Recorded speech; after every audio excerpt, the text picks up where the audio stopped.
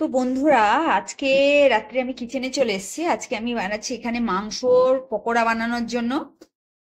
খুব সুন্দর করে চালের আটা, বেসন আর কর্নফ্লাওয়ার দিয়ে ভালো করে আমি মাংসগুলো মাখিয়েছি। বাইরে ভীষণ ঝড় বৃষ্টি হচ্ছে, ভীষণ ভাবে। তো আমি এখানে বানিয়ে নিয়েছি। আমি আওয়াজ হচ্ছে, মানে গো করে আওয়াজ হচ্ছে, এত ঝড় বৃষ্টি হচ্ছে। আর এখানে গরম গরম কফি বানাবো আর এই চিকেন ভাজবো। এখন সন্ধেবেলা 7টা, সাড়ে 7টা বেজে গেছে। তো চলুন আমি চিকেন পকোড়াটা ভালো করে করে নিই। দেখতে পাচ্ছেন তেলটা গরম হয়ে গেছে। এবারে আমি একটা একটা করে এটা একটু চিকেন পকোড়াটা একটু চপ মতো চিকেন পকোড়া করব।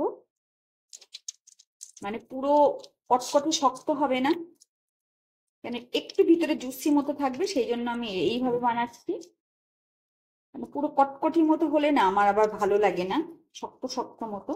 এই জন্য একটু যেন ভিতরে বাইরে ক্রিস্পি হয়, ভিতরে একটু জুসি হয়, সেই জন্য আমি এইভাবেই বানাই। বন্ধুরা, চিকেন ভাজা হচ্ছে খুব সুন্দর ভাবে।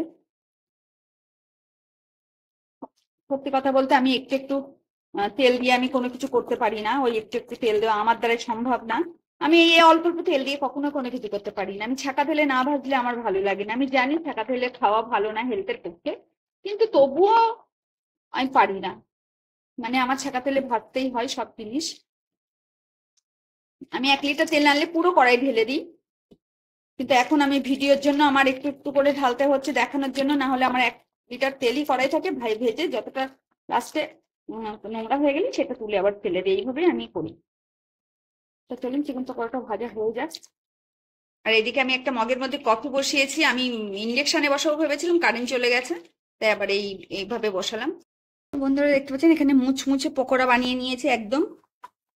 এই দেখুন, পুরো মুচমুচে, কিন্তু ভিতরে মাংস একদম, মানে কি বলবো, আপনার মাংস দেখুন কি সুন্দর জুসি। এই দেখুন মাংসটা একদম নরম জুসি আর বাইরেটা ক্রিস্পি। আর এখানে বানিয়ে নিয়েছি কফি আমি আর বাবু। রাত হয়ে গেছে, এই জন্য অল্প অল্প করে নিয়ে নিয়েছি।